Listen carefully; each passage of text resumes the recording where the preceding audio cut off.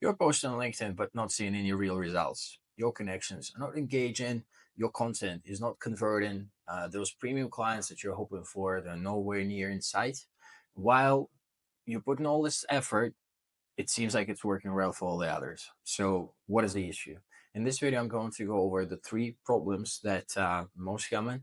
And at the end of the video, I'm going to share the exact framework that you can use for posting your LinkedIn content. Make sure to watch this video till the end because this is where I'm sharing the actual network. Make sure to watch this video till the end because this is where I'm sharing the actual framework. Now, let's kick off with the problems. The first problem is you don't understand your audience's triggers. This one is important because it kind of arises from your understanding of your ideal client profile. So, what is that? And I have a bunch of questions here. What's your ideal customer profile? When do they become problem aware? And what gets them to say, oh shit? Okay, so these are the triggers, and these are the main problems, like the main problem really, but these are different triggers that the main problem that you're solving for them. So if you help, say you're an SEO agency and you help SaaS clients to get SaaS companies to get customers with Google, so what is that that gets them? When do they become your clients? Yeah, when do they become problem aware? So at some stage, say if the SaaS company is building content, they're creating more content, but that they see that this content is not getting traction it deserves, while their competitors' content is not that great, but their competitors still outranking them. They're like, okay, we probably need some link building. Yeah, we need some additional help with some SEO stuff. So this is when they become problem aware. So this is the kind of the trigger that you want to be using when you're creating content for your specific customer base. Yeah. So what is that is the trigger, and what is that gets them to go, oh crap? Yeah. Stuff like this. So this is the first problem. It's huge. This is the most important part because once you don't understand this, once you don't understand your customer journey, you don't understand when they become your client, you cannot really address them at this stage when you need to talk to them. Okay. A second problem is all about the vanity metrics. Are you posting for vanity metrics or are you posting for clients? Because likers are not the same thing as buyers. Yeah. If you have been posting on LinkedIn, you can see that people that like your posts can are often, most often, they come from they're your colleagues. Yeah. They're not people that buy from you. They're your colleagues. In fact, if you ever try to run ads on Facebook or Google, or whatever it is, they're like, you can prime these networks to get you to run a specific type of a campaign. Some of them are like engagement campaigns, they're traffic campaigns, but then there are conversion campaigns. So it goes to show that these are different audiences. Yeah, people that like are not the same people that buy. Yeah, in fact, I see this like it happens all the time. I don't even want to say like it happens half the time, it happens most of the time, it happens all the time. Your ideal clients, they're lurkers. They are never, almost never like engaging with your content. They read every bit of it once you know how to address them, and you know how to address them from the problem one, once you understand what's your ICP and what actually is their trigger. Yeah, but they never react to your content up until the moment when they're ready to reach out. And then they reach out and talk to you. Yeah, that's how you get those inbound leads coming in. Yeah, so don't think that you are posting for likes, and if you only get like 3 4 5 10 likes, it's good. Yeah, just make sure that you are talking to your ICP all the time. Keep that in mind. Yeah, so look at the awareness figures as well. How many people reach figures? Yeah, how many people are checking out your posts? That's what matters once you're talking to your ICP. Problem number three is a lack of social proof. The problem with LinkedIn is that a lot of people are posting content, but they cannot really, base it off something. Yeah. So, you tell us all these things, they're marvelous, but how about you show us some proof? Yeah. So do you walk the talk or do you not really? Yeah. So that's what it's all about. Really, you have to go and show social proof. I have this story with my client. They were going over a presentation for their potential client over a sales call. And the moment they struck the slide, they opened the slide with another big brand on it, their previous client. The potential client was like, "Oh, have you worked with these guys?" My client were like, "Yeah, we worked with them for like a couple of years." And "Oh, okay, that makes sense. You don't need to show us the rest of the presentation. We can start tomorrow." That just goes show the power of social proof and the way it affects people's mentality. Yeah, so you get that attribute. So make sure you share those case studies or one solid case study, which you repeat all over and over again, so people can memorize it, and over a course of a lot of time. And then every time I think about this specific problem that they have or this specific competitor that they have, think about you and your case study, and then they're ready to reach out to you. So you're planting the seed for the long run. So now that we spoke about these problems, I want to introduce you to the best LinkedIn content strategy. So this LinkedIn content strategy is all about simplicity, because it's really all about consistency. It's about you showing up there. It's super simple, super basic, but it goes right to the point. Yeah. And it doesn't include, like, because some people, the type of content they're able to create because of their creativity, because their niche, because their spin is remarkable. So they go really fast. These are outliers. We're not looking into that. We are looking into something that we all can do, something consistent, and something that definitely works out over a period of time. Now, these are the prerequisites.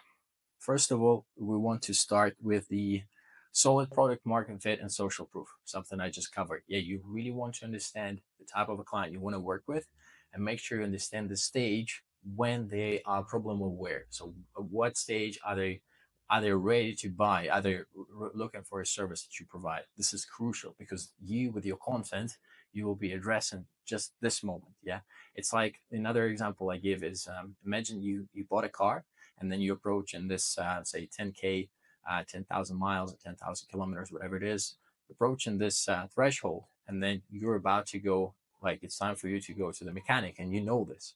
So now, once you start seeing mechanic kind of content, say whatever, like ads or whatever, like you're approaching 10,000, like, it's time to go and do the mechanic thing, and you're like, oh yeah, because you are now problem aware. You approach in the stage, you don't want to ruin your car in the long run. So it's like, okay, 10K, I have to go to the mechanic. And then you're a lot more problem aware. So you start seeing these ads or this content or whatever it is from mechanics calling you out. Of course, he's a smart mechanic. So we want to be just like these smart mechanics. Now, once you've got the product market fit and social proof dialed in, you want to optimize your profile and include the conversion mechanism in there, which is a landing page essentially. A lot of people on LinkedIn, they say about section, they talk about themselves. With all due respect, nobody cares. Yeah, it's all about helping other people. Yeah, it's all about helping them to get you. Um, yeah, it's all about helping them to solve their problems. It's not about you. So use the about section to include as much social proof as you possibly can. Talk about the problems your ideal clients have. So you show them you understand them, you've got the social proof, and you're able to show them a solution. Then you have a link which goes to your landing page, which has also your call to a form to schedule a call with you. Yeah. So it's a landing page which talks a little bit more about your service, maybe about how you do things, your process, social proof, social proof, social proof, a ton of social proof. Basically, it's just to show that you understand their problem, that you're able to get the solution, and a ton of social proof, which basically confirms that you are, in fact, you can deliver what you say you can deliver. Once you've got that, you want to be having your audience growing. And by that, I mean you have to be growing your audience by adding people that are your potential clients, yeah, into your network. They can be potential clients. They can also be some other influencers that talk to your potential clients. So they're not really your competitors. They're not your potential clients, but they're just some influencers which happen to have the same audience as you have. So now that you can go through them, this is something else I covered in another video. But basically, it's the idea. So, for example, if you work with SaaS company, you can of course go and interact with different SaaS company founders and do all that stuff. But you can also go to other guys, say a SaaS sales coach, and go to his LinkedIn profile, and basically just interact with all the people there, because this is the same crowd that goes to this guy. So now you catch them somewhere else. This is very, very smart. This is something you should be doing. And this is what I'm saying here, basically interacting with the three audiences. I check out my other video where I mentioned this. And essentially, the three audiences you have are your ICP, and influencer. So this is the same audience, the second one, and then the influencer. Yeah, so three different types of audiences which you want to interact with. Currently, LinkedIn has the following types of content. I think I didn't miss anything. So there are written posts. Written posts, I also include the posts with images there as well. So carousels, videos, polls, and live events. For the simplicity's sake, the best LinkedIn content strategy is the one you can pull off for the longest period of time because it's really about the consistency. So right now, what I'm saying is that written posts work pretty well. This stuff changes all over and over again. There is like carousels typically get more reach, but written posts are performing pretty well, and it's so easy to create written posts these days, especially once you understand what's your audience's triggers. Yeah, so because literally once you figure out 3 4 5 triggers, you use them again and again and again, and you write the exact same thing all over and over again. This is a secret. Okay, so we keep it very simple, written posts. Now what happens next, step one, is you have to start with a strong hook. Yeah, this is and use this hook as the moment when they this is the moment when they become problem aware. Okay, so you can start, you're saying, are you still doing this? Yeah, whereas, you should be doing some other stuff right now.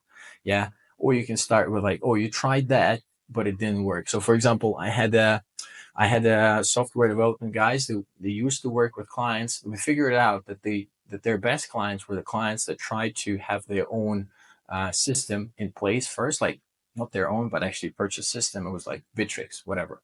So they would try and run things with Bittrex, but then they would get disappointed because it didn't fit their um, you know, requirements. So ideal way to start a post like this. So you tried Bittrex, but it didn't work for you.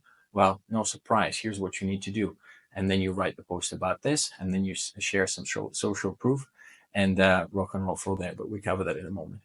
Now, the hook stuff is really powerful, but you have to keep it under the 6 words. Yeah, it's just the rule. You can also start with a number or a stat. Yeah, so you can say, oh, 9 out of 10 people that use Bittrex, for example, whatever it is, and go like there. Or address common myths, address common questions they have. You can say my potential client or whatever, SaaS customer or whatever it is.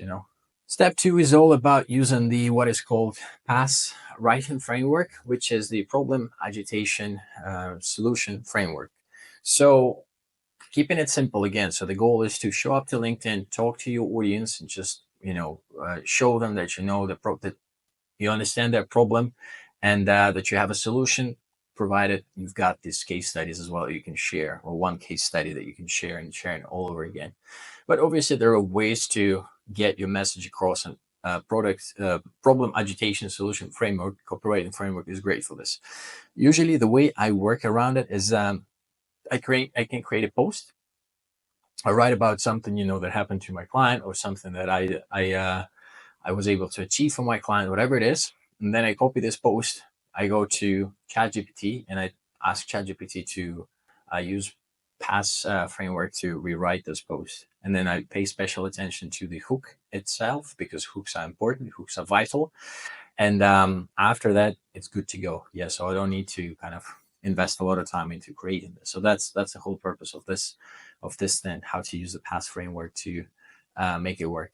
So now you've got a strong hook, and you understand your audience, and you show this by your hook. You use those triggers that will get them to be problem aware, or if they're already problem aware, they will be triggered to check out your post. Then you've got the solution.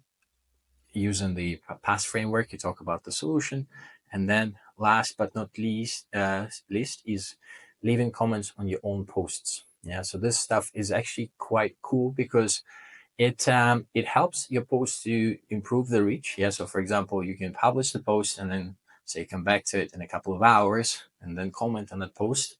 The reach will increase. Yeah, so it's really cool. And the more comments you leave, I checked it out. The more comments you leave, yeah, the higher will be the reach. Yeah, will people react to your post or not? It's entirely different because again, we're not looking for likers or commenters. We're looking for buyers. Yeah, and buyers are lurkers. They lurk up until the moment when they reach out. And that's the idea here. So you want to leave comments in your post, but not just any comments. Maybe you can add something else. Maybe you can provide a case study. And by the way, I highly recommend, if you want to share links, you want to share links in the comment section. And you can also share links to your previous posts. This is something I do for myself and for my clients, because they will not get penalized by LinkedIn's algorithm. But it's another way for your potential clients to check out your posts, and then you share a post to your case study. They check out this case study. They're like, okay, this guy knows what he's talking about. And then there's also a link to go to your landing page or book a call with you, whatever works better in your case. So this is the third step of the process. That's pretty much it. That's how this LinkedIn content strategy works. Super basic. The goal is to really get you to show up and talk specifically to your ideal client profile, not the likers, not the commenters, but the people that will buy from you. I hope this video has been helpful. I'll see you in the next one.